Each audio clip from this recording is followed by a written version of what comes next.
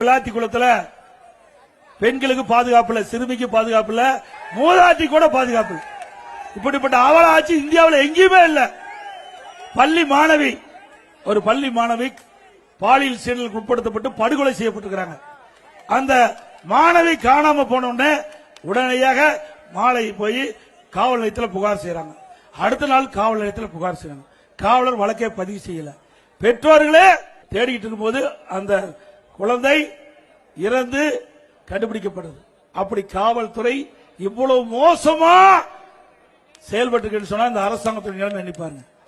ஏன்னா சிறுமிக்கு பாதுகாப்பு இல்லாத ஒரு சூழ்நிலை.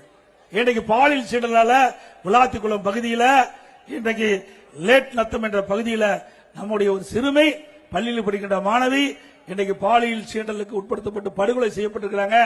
ஆகவே அதிமுக ஆட்சி வந்த பிறகு இதுக்கு முழுமையான விசாரணை மேற்கொள்ளப்பட்டு சட்ட நீதியாக யாரெல்லாம் இதில் தவறு செஞ்ச அதிகாரிகளோ நடவடிக்கை எடுக்கப்படும்.